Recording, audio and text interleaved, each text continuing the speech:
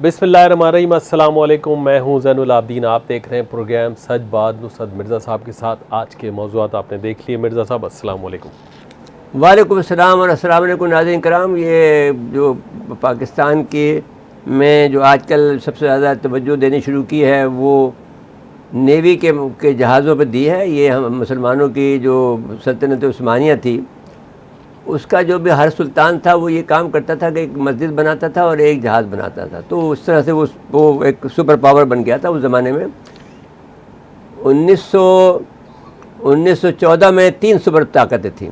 America नहीं था, ना बरतानिया था।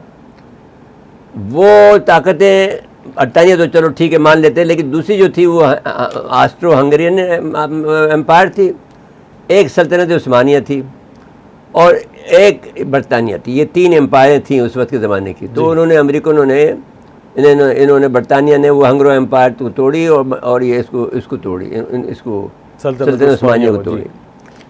अब अगर फ़र्ज़ कर लीजिए कि हम ये बात आपसे कहना चाहते हैं कि ये अब हम पाकिस्तान ने इस पर तवज्जो दी है तो एक बड़ा सही सिमत में कदम उठाया है, क्योंकि इंडिया के पास में एक न्यूक्लियर पावर सबमरीन है, मैंने आप दो जैसे कहें।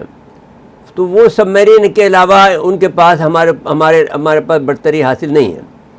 और फिर दूसरी बात ये है कि उनको अभी वो यानी सबमरीन रखने के और न्यूक्लियर सबमरीन के आदाब आए नहीं हैं, उनको रूल्स और रेगुलेशन नहीं पता है उनको। जब वो उनकी सबमरीन हमारे इलाके में आती है, चाहे वो डीजल की सबमरीन हो या वो उनकी एटॉमिक सबमरीन हो, हमें पता चल जाता है। जबकि हमारी सबमरीन जो हैं बरसों से उनके इलाकों में गश्त कर रही हैं और उनको पता नहीं चलता है। इंस्पाइट ऑफ द उनके जो टेक्नोलॉजी, हाई टेक्नोलॉजी के बावजूद वो अब उससे गाफिल हैं। अब हम ये कहना चाहते हैं कि जिस शिपयार्ड का जिस वक्त जिसकी कील लेंग सेरेमनी हुई थी उसमें हम शरीक हुए थे, और अब जो है वो इसमें जो ये तुर्की के ताउन से ये दूसरा जहाज़ है जो कि बना है, उसका नाम बदर रखा गया है। और मैं यहाँ पर भी उनकी तारीफ़ करता हूँ कि हमारे हर जगह पर जो मज़हब है वो कूट कूट के भरा हुआ है। और जो वहाँ पर जैसे अब आलमगीर जहाज़ है हमारे पास, हैदर जहाज़ है हमारे पास हर जो भी जहाज़, जुल्फ़कार नाम है हमारे जहाज़ का। जो पहला जहाज़ था हमारा नाम, हमने उसका नाम जुल्फ़कार रखा था। और जुल्फ़कार के हवाले से जो है वो अल्लाह की तलवार के हवाले से है, जो कि हज़रत अली के हवाले से, जुल्फ़कार अली भुट्टो के हवाले से नहीं है जी। तो हाँ, ये बात क्लियर करना चाहता हूँ। तो ये जो मैं आपसे अर्ज़ करना चाहता हूँ वो ये करना चाहता हूँ कि हमने तवज्जो तो दी इस पर, नेवी पर, लेकिन देर से की दी है। और अब जबकि ज़माना क्योंकि नेवी का है और सारी दुनिया इस बात पर इत्तेफाक करती है कि जो भी आदमी इस पानी के ऊपर हुक्मरानी करेगा वो दुनिया पे हुक्मरानी करेगा। जो क्योंकि मुग़ल जो लोग थे या जो भी आप कह लें, आपके तुगलक को ले लें या आप उनको ले लें, खिलजियों को ले लें, वो सारे लैंडलॉक इलाके से आए थे। उन्हें समंदर के पानी की अहमियत का पता ही था। यही वजह थी कि उनके 2-4 जहाज़ों ने आपको फतह कर लिया, क्योंकि आपके पास नेवी थे ही नहीं सिरे नाम से ही मुग़लों के पास। तो बरतानिया के लोग आए, काबिज़ हो गए। तो अब जब आपने इस पर तवज्जो देनी शुरू की है तो ये हमारा एक बड़ा कारनामा है। मेरे ख्याल में हमारा जो प्रोग्राम है, प्रोग्राम प्रोड्यूसर हैं वो ये दिखा रहे होंगे आपको इस वक्त हमारे जो मलजम जहाज़ की जो PNS बदर की लॉन्चिंग की तकरीब में को दिखा रहे होंगे। और साथ साथ में इंडिया का जो जहाज़ था जो जिस पर वो बहुत इतरा रहे थे कि साहब वो नहीं देखा जा सकता आँखों से, तो वो उसके मुकाबले में हमने ला कर ये खड़ा कर दिया जी। और अभी तो और आ रहे हैं, इन ऑफिंग हैं, कुछ चीज़ हम बना रहे हैं, कुछ चीज़ हम चाइना से ले रहे हैं। So we are at par. अगर हमें देखा जाए तो हम उस लिहाज से दुनिया की मैंने अगर ये इस हवाले से देखा जाए कि बहरिया को हमारे कभी शिकस्त नहीं हुई, सिवाय एक वाक़े के, जो जुल्फ़कार का वाक़या हुआ था। उसमें वो एक दहशतगर्दी का वाक़या था, उसमें अब्बासी साहब उसके कमांडर थे। वो उसमें एक वाक़या ऐसा हो गया था, लेकिन बाद में उसे कंट्रोल कर लिया गया था जी। तो अब मैं ये आपसे जो गुजारिश करना चाहता हूँ वो ये करना चाहता हूँ कि हम जो तरक्की कर रहे हैं उस पर हमारे जो एडमिरल हैं नियाज़ी साहब, उनको हम मुबारकबाद पेश करते हैं। और हम अपने जो पाकिस्तान जो हमारी जो शिपयार्ड है, जो एक ज़माने में बंद होने जा रहा था, वो शिपयार्ड पे अब वो रात दिन काम करते हैं, उनको भी मुबारकबाद पेश करते हैं कि वो जिस अंदाज से तेज़ी से तरह काम कर रहे हैं वो सिलसिला जारी है। पहले हम वहाँ के यानी वहाँ के विज़िटर थे हर इमिन के, अब वहाँ पर वो दूसरे लोग आ गए हैं, तो हम वैसे भी हमारी भी मसरूफियत बढ़ गई है, तो हम जा नहीं पा रहे हैं। तो बहरहाल हम मुबारकबाद उनको पेश करते हैं, यहाँ के शिपयार्ड के जो डीजी हैं उनको मुबारकबाद पेश करते हैं, और जो वहाँ का अमला है जिसे तैयार किया उनको मुबारकबाद पेश करते हैं। अब जैन साहब आगे बिल्कुल ठीक है, अगले मौजू पे आ जाए जी। डॉलर की जो परवाज़ है वो किसी के काबू में नहीं आ रही जी। डॉलर की परवाज़ तारीख के में जिस अंदाज से आज 202 पे है आज जी, 201 पे आज क्लोज हुआ। हाँ भाई, तो मार्केट में तो ओपन मार्केट में 202 ही होगा ना जी। हाँ, लेकिन लेकिन डॉलर मिल नहीं रहा। अब हैरान खुद बात यह है कि 202 में भी डॉलर मिल नहीं रहा। लेकिन वो मलिक बुस्तान साहब का कहना यह था कि कुछ इकदाम हुए हैं जिससे आज मार्केट कंट्रोल में रही है और आगे जाके और नीचे आना शुरू हो जाएगी। मुश्किल है। तो अब देखें क्योंकि क्या जिस होता अंदाज से मुल्क की जो ये सूरत हाल, जो डॉलर जो होता है ये एक लिहाज से देखा जाए तो ये भी बड़ा सेंसिटिव होता है बिजनेस की तरह से। तो जब वो आपके मुल्क में इस्तिराब हो, पता ही नहीं हो ना, तो ये भी मुस्तरिब हो जाता है। जी, हुकूमत किसकी मालूम तो है। जो तजवीज़ पेश की थी लॉन्ग रन की, जो प्यूटन ने पेश की थी कि भाई हम आपके साथ में जिस तरह से इंडिया के साथ में हम करते हैं जी, रूबल में और रुपए में, इंडियन रुपए में, इस तरह से हम आपसे कर लेंगे, तो वो तरीके सही थी।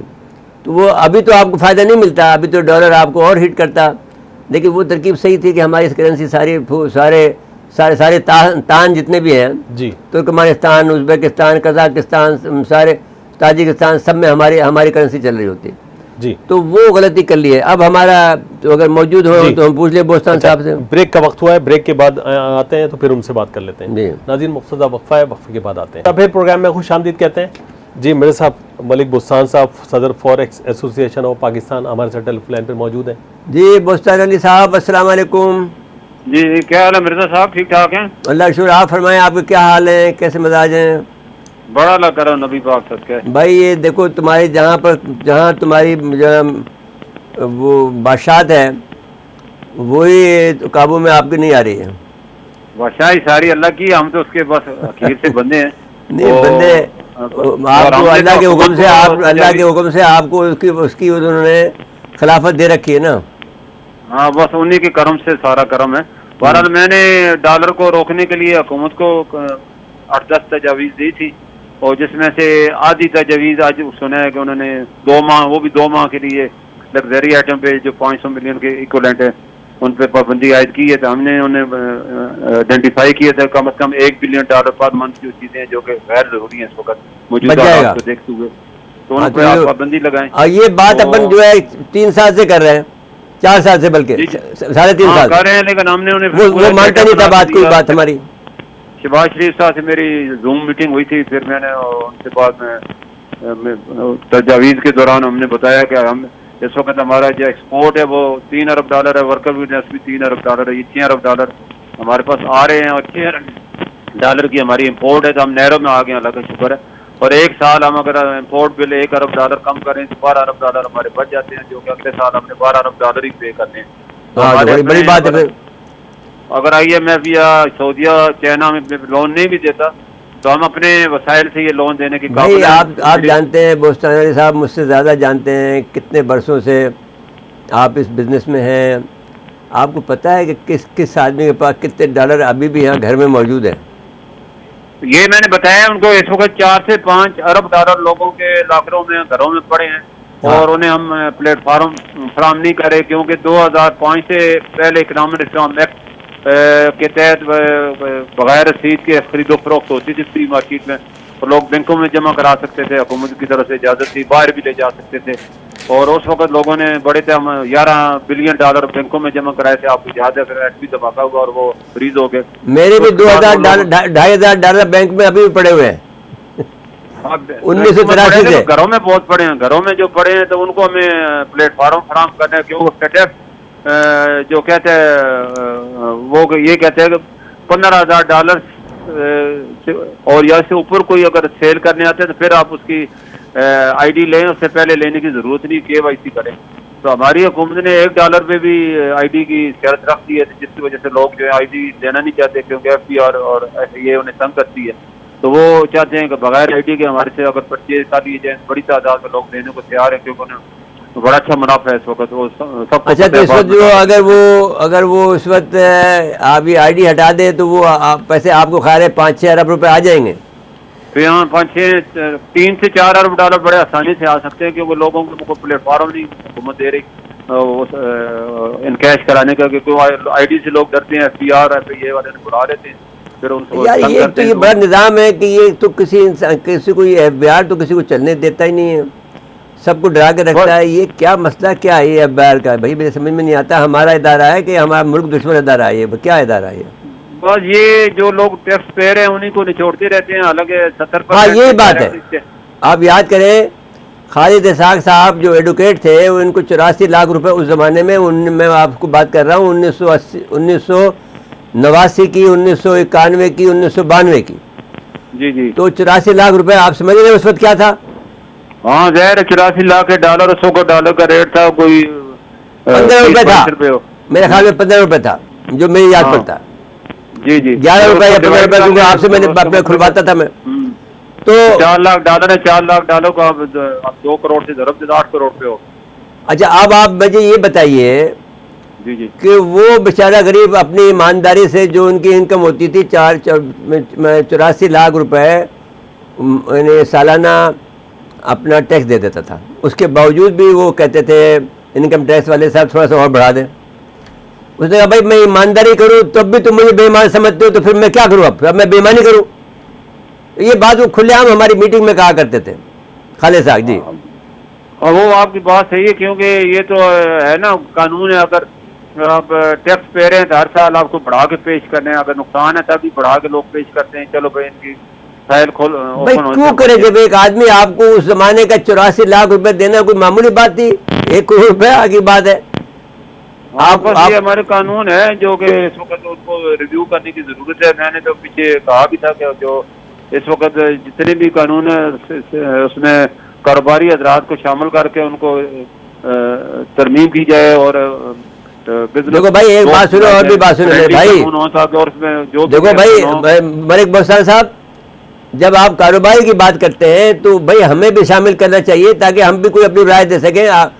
भाई जो आम पब्लिक का भी तो कोई नुमाइंदा होना चाहिए ना बीच में। हाँ, ये मैंने तजवीज़ दी। नहीं, ये बात जब आप कारोबारी लोग की बात करेंगे वो तो मफाद की बात करेंगे, हम तो अपने मफाद की बात करेंगे। हम तो कहते हैं बिजनेसमैन टैक्स पेयर है, उसकी आप रिस्पेक्ट करें। हाँ, ले टैक्स पेयर दो। और आप बता दें हम जब से आए हैं टैक्स पेयर ढूंढे। नहीं, उसकी शर्त ये है कि जब से हम आए हैं हमने एक पैसा जो बाहर से लाए हैं वो रिकॉर्ड कराया कि साहब हम बाहर से इतना पैसा लाए और हम कोई पैसा आपने बाहर नहीं रखा, सारे अकाउंट हमने बंद करके हम आए यहाँ पर पाकिस्तान में। जी बिल्कुल सही है। तो अब अभी मैं समझता हूँ इस वक्त पाकिस्तान बड़ी क्राइसिस में है और बड़े माशी बुरान आया हुआ है, और पाकिस्तान अवाम और कारोबारी हजरात में मिलकर इस माशी बुरान सियासतदानों ने मिलकर इसको बचाना है मुल्क को। और मैं समझता हूँ एक चार्टर ऑफ इकानमी की जरूरत है, तमाम सियासतदान। अच्छा, मुझे ये बताइए आप, मैंने मलिक साहब के अगर आपने ये तजवीज़ दी ये तो ठीक हो गया, आपने सोचा है कि ये 2001 पर रुक जाएगा। मार्केट में जो आपके जो मार्केट में ये तो सरकारी रेट हुआ ना, तो मार्केट में तो 202 या 203 बिक रहा होगा, 2 रुपये का तो फायदा लेंगे ना वो। तो 1% का तो होता है ना फर्क, लेकिन नहीं हमारे पास डॉलर बिकी नहीं। आज भी हमारे पास कोई तकरीबन 14 मिलियन डॉलर आए थे, हमने सिलेंडर किए हैं जो कि इंटर बैंक में, और हमारे बिके सिर्फ $5 लाख बिके हैं पूरे पाकिस्तान में। बिके ही नहीं आज तो। जुम्मे एक तो जुम्मा था और दूसरी पब्लिक ले भी नहीं रही, सारे हम इंटर बैंक में सिलेंडर कर रहे हैं। देखो जी, ये तो डॉलर का जो डिमांड और सप्लाई पे है, मैंने इसका पूरा एक इनको ग्राफ बना के दिया है। पाकिस्तान की इतनी बुरी हालत नहीं है जो श्रीलंका से तस्वीर दे रहे हैं, उनके रिजर्व तकरीबन 0 हो गए हैं। हमारे पास अल्लाह का शुक्र अभी भी 16 बिलियन के रिजर्व है, और 23 तारीख को अगर IMF हमें पैकेज मंजूर कर देता है तो हमें $8 अरब का ये है, 8 अरब सऊदी के हैं, 8 अरब चाइना के हैं, $24 अरब हमारे सिस्टम में अगले 2 साल में आने हैं। और हुकूमत को समझो बड़ी सपोर्ट मिलेगी रुपये को। और आगे चाइना जो है वो थोड़ा सा बदगुमान है, थोड़ा सेटिस्फाई भी नहीं है पाकिस्तान से। उसने $28 अरब की इन्वेस्टमेंट करनी थी फेज 2 में, लेकिन अभी वो नहीं कर रहा। कि वो वेट एंड सी में हमारी हुकूमतें सारी समझा हुआ में ये हुकूमत अभी फैसला नहीं कर पा रही। आज नवाज शरीफ साहब ने भी कोई ग्रीन सिग्नल दिया है कि गवर्नमेंट को ख़त्म करें और नए इलेक्शन की तरफ जाएं। तो ये सारी चीज़ें हमारी इन्वेस्टमेंट बाहर की बिल्कुल रुकी है, जो कि टी बिल से पिछले 2 महीने से बिल ही फरोख्त नहीं हो रही कि इन्वेस्टमेंट आए। तो ये एक्स्ट्रा है, लेकिन हमारा अल्लाह का शुक्र है एक्सपोर्ट वर्कर एविडेंस नहीं। तो अब तो ये जैसे आप कह रहे हैं ना कि भाई ये लोग जो हैं अगर वो डॉलर बेचना चाहते हैं तो उनको जब उनको आईडी कार्ड के बगैर छोड़ दें, कम से कम अगर आपके बकौल अगर 2-3 मिलियन डॉलर बिलियन डॉलर अगर आ जाएंगे तो कितने सपोर्ट मिलेगी आपको?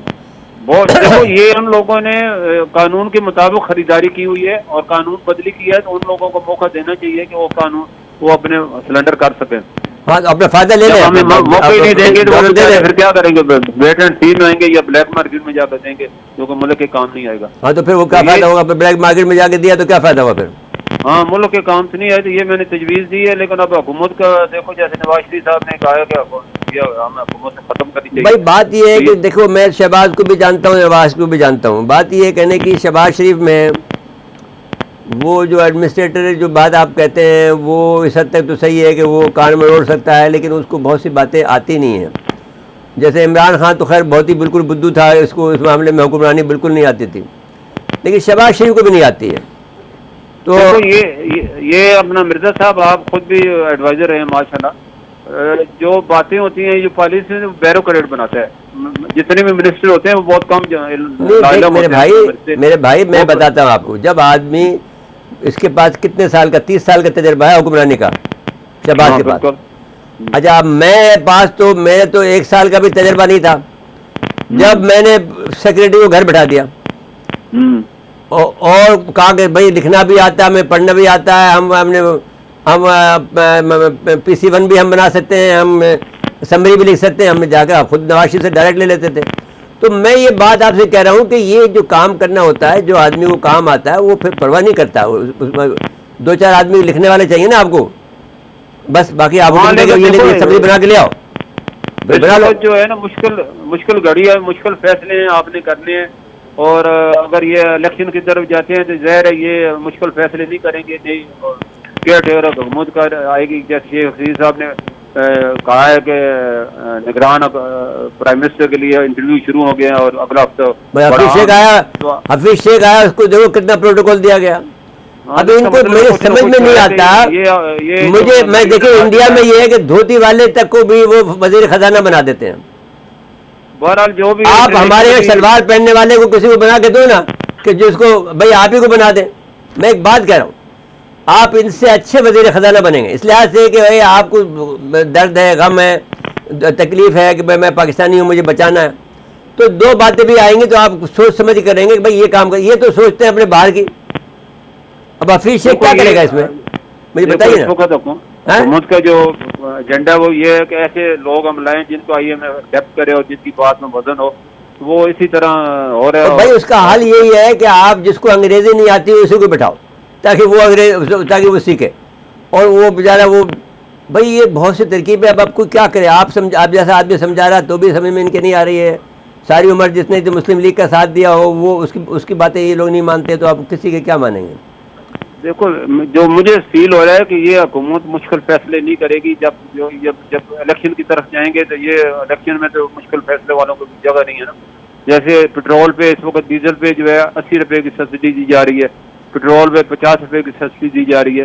तो ये इतना बड़ा कड़वा घूंट है। हमारे जो साल के बन रहे हैं, सब्सिडी बनती है 1400-1500 अरब बन रही है, जबकि हमारा बजट। अच्छा भाई, एक मेरी बात सुन रहे हैं, 10 दिन अगर इनके पास हो तो क्या ऐसी काम कर सकते हैं कि जो 10 दिन में इनका नाम हो जाए कि शहबाज शरीफ ने वाह वाह कर दी, देखो कितना अच्छा काम करके गया। देखो जी, इस वक्त जो सबसे बड़ा बुरान है वो हमारा फॉरेन एक्सचेंज का है। बाकी बुरान बड़ा नाम है सारे। हमें फॉरेन एक्सचेंज की कमी का सामने है। 10 अरब डॉलर के हमारे अपने रिजर्व में, उसमें 7 अरब डॉलर स्टैंड बाई के हैं, सऊदीया के, दुबई के और चाइना के। तो एक्चुअल हमारे 2.5 अरब डॉलर के। तो उसमें कोई ऐसी पॉलिसी, जैसे मैंने कहा है, जो घरों में डॉलर पड़े हैं इन्हें हम प्लेटफॉर्म 3 अरब तो ले लो ना, फिर वो तो फौरी ले लो। तो ये फैसला करने में कोई इन्हें कौन सा किसी से पूछने की नहीं, इनको ये कहें कि जो लाके करेगा, हम बजाय अगर मार्केट रेट 201 है तो हम 200 देंगे, 202 देंगे, बस खत्म हो गई बात। लाइन लग जाएगी आपके मुताबिक। फैसला तो हमने तो कहा जी ये इंसेंटिव और कानून के मुताबिक है और एफएटीएफ के कानून के मुताबिक है, और आप इसमें सिर्फ अनाउंस ही करते हैं स्टेट में कहना जी आप ठीक है जी, इंटरनेशनल लॉ के मुताबिक हम आपको इजाज़त देते हैं। $15,000 से पहले जो भी लेगा KYC कराएगा, ID नहीं देगा, उसके बाद ID देगा। पूरी दुनिया में ये कानून है, पाकिस्तान में नहीं है। तो हम अपने रास्ते क्यों बंद करें? तो ये मैं समझता हूँ फॉरेन एक्सचेंज हमारा अगर इस वक्त बिल्ट हो जाता है, बढ़ जाता है, मतलब है कि आप तजवीज़ ये नहीं दे सकते कि भाई ₹1 बढ़ा के देंगे हम आपको, जो मार्केट रेट होगा उससे ₹1 बढ़ा के देंगे, हमें जमा करा दो। और वो तो ₹1 कम में देने को तैयार है, कोई उनको रास्ता तो दे, वो तो ₹1 कम में ठीक हो गया। तैयार है। तो ये बात आपकी यानी पंच लाइन ये है कि इनको डॉलर की पॉलिसी को बनाकर जो आपने कहा है उससे 3 अरब 2.5 अरब के बजाय 5.5 अरब हो जाएंगे आपके पास। हाँ बिल्कुल, लोग देने को तैयार हैं और फिर वो कहते हैं कि ID हम नहीं देंगे, ये चीज मैंने बताई है। और ID तो क्या जवाब दिया उन्होंने? फाइनेंशियल टास्क फोर्स का डिमांड भी नहीं है कि $15,000 से ऊपर आप ID। नहीं, क्या जवाब दिया? अभी जवाब तो कुछ नहीं दिया इनको, तो अपने मतलब पड़ा हुई है, अभी जान की पड़ी हुई है। हाँ अभी तो उनको पता ही नहीं, कुर्सी की पड़ी हुई है। हाँ इस वक्त तो किसी को कोई पता नहीं, सारे आवाम है इस वक्त। लेकिन अच्छा ब्रादर मोहतरम, आपका बहुत शुक्रिया मलिक बोस्तान साहब, आपको अल्लाह खुश रखे। आप मैंने हम जैसे दोनों मिलकर अच्छी बातें कर लेते हैं पाकिस्तान के मफाद में। जी ब्रेक के लिए कहा जा रहा है जी। नाज़रीन मुख्तसर वक्फा है, वक्फे के बाद एक मरतबा फिर प्रोग्राम में खुशामदीद कहते हैं। मेरे साहब बेचारे शहबाज शरीफ साहब क्या करें, वो तो तजावीज़ कैसे सुने, उनको टेंशन यार बहुत ये है। बात जो भाई हमारे इसने कही है मलिक बोस्तान ने, जी ये कौन सी गलत बात की, ये कौन सा मुश्किल काम है? ये $15,000 के तो फ्री कर देना कि भाई कोई ID की ज़रूरत नहीं है, आप भेज दो। लेकिन साथ में ये भी कह दो कि साहब हम ₹1 आधा रुपये ज़्यादा देंगे, चलो 50 पैसे ₹1 दे दें, क्या फ़र्क पड़ना है? आप भी तो कागज़ दे रहे हैं ना, कि वो भी कागज़ दे रहा है आपको। जी तो आपकी ये मुश्किल तो कुछ ना कुछ कम होगी ना, आप निकल आएंगे इससे। लेकिन ये फैसला नहीं करेंगे, इसलिए नहीं करेंगे कि ये आदमी ये करना नहीं चाहता है। यकीन मान लें आपको कि ये करना नहीं चाहते हैं।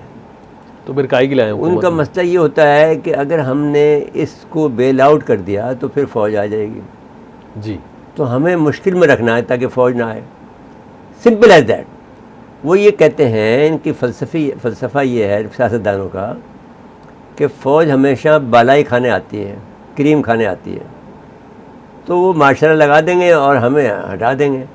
तो हमेशा मुल्क को डिफ़ॉल्ट में रखो। तो मैं आपको ये बात समझाना चाहता हूँ, मैंने हमारे बरादरान मोहतरम को भी, कि ये इनकी नफ्सियात में शामिल है। जब आपको ये बात आप समझना चाहिए कि आपका अगर कोई दोस्त हो सकता है हमारे भाइयों का, जो कि हमारे शहीद होते हैं हमारे लिए, तो वो हम जैसे लोग हो सकते हैं। ये नहीं होगा, कोई भी सियासतदान जो होगा वो आपका दोस्त नहीं होगा। मेरे साहब आज जरा एक और देखिए, बलूचिस्तान का मसला था, हैज़े की वबा डेरा बुगटी से शुरू हुई जी, उस पर तवज्जो नहीं दी गई। अब वो फैलते फैलते पंजाब, सिंध तक, कराची तक बात भाई आप ये हैज़े की वबा तो फैल गई है बहुत ज़्यादा, कराची में बहुत ज़्यादा है। और अब वहाँ पर भी खेल जारी है और हम भी तो वहाँ जाना चाहते हैं, तो अल्लाह खैर करेगा। अब वहाँ पर अब्दुल कुद्दूस बंजो जो भी अच्छे आदमी हैं, जाम कमाल तो खैर बहुत अच्छे आदमी हैं हमारे। लेकिन मैं बताऊं आपको, उनकी गवर्नमेंट को करती हुई काम नज़र नहीं आती है, बेफिक्री होती है। देखिए बलूचिस्तान का एक मसला है, बलूचिस्तान में जो ख़ानदान है एक दूसरे से बहुत जुड़े हुए हैं। ये जो लोग आए हैं अब्दुल कुद्दूस बंजो और जाम कमाल, ये लोग इस बेल्ट से आए हैं जहाँ पर इस वक्त सबसे ज़्यादा बगावत हो रही है। जी बिश्केक है आपका, ये जो इलाका है जहाँ पर आप गए थे, जहाँ पर पाकिस्तान जिंदाबाद नारे की सदा भुगतने के लिए गोली आ रही थी, अब्दुल मालिक साहब का इलाका था। ये सारे अब्दुल मालिक के और के इलाके हैं। तुर्बत शहर में हम कर रहे थे। तुर्बत शहर में जी, वो बच के आ गए, अल्लाह का आप पर करम था तो बच के आ गए। तो मैं आपसे ये कहता हूँ कि ये अब जो असल झगड़ी थी वो बुगटी का इलाका था, जी मरियों का इलाका था, वहाँ तो बगावत फरो हो गई क्योंकि वहाँ पर एक मुस्लिम लीग आ गया है, वो बहुत अच्छा आदमी है, बुगटी का बेटा, और मरियों का भी आया, वहाँ भी मसला सॉल्व हो गया। अब जो इलाका, ये इलाका जो कि मैदानी इलाका है, ये इलाका सबसे ज़्यादा ख़तरनाक हो गया। और इसमें हमारे साथी भाई जो हैं वो भी हिस्सा नहीं ले रहे हैं, ये भी बड़ी गलत बात है। इनकी चाहिए कि भाई यहाँ का जो कोर कमांडर है, जो यहाँ का FC का कमांडर है, वो दिलचस्पी लें और ये मामले को ख़त्म करें भाई। बिल्कुल। अच्छा, ये सब जो मसाइल है ना, जो आवाम और अगर भुगत नहीं रहे आता है आपको तो हमसे सीख लो भाई, आकर यहाँ शागिर्द बनो। जी, वो तो क्या कहते हैं कि वो तिबले मकतब की तरह से दो जानू होकर हमारे सामने बैठो तो सिखा देंगे कि कैसे कमांडरी होती है। बिल्कुल। मेरे साहब अब वक्त कम रह गया है और ये आ जाए इंडिया वाले मामले पे। पहले तो एक मस्जिद पहले जलाई लेकिन गई, ये फिर एक बात मस्जिद आपको जलाई मैं गई। ये कहना चाहता हूँ कि जब यहाँ आप लड़ाई करेंगे तो वो ये काम करेंगे, और ये आपको जब भी कभी आप लोग मतलब है गुनाह इतना बड़ा मत करो भाई साहब। जो भी हमारे इदारे हैं वो आप इंडिया के मामले में मदाखलत करें। हम ये वादा करके आए थे इंडिया में कि मुसलमान जब हम ताकतवर कायदे से करके आए थे, आप मैं नहीं कर रहा हूँ कि जब हम जो मजबूत होंगे तो यहाँ के इंडिया का मुसलमान मजबूत होगा। जी, तो आपने उसके साथ में बेवफाई कर रहे हो जिन्होंने आपको वोट दिया था। सबसे ज़्यादा सीटें तो आपको यूपी से मिली थी, मद्रास से मिली थी, तो तुम उनको कैसे छोड़ सकते हो? छोड़ते हो तो सज़ा पाओगे तुम भाई, यकीन मान लो सज़ा पाओगे।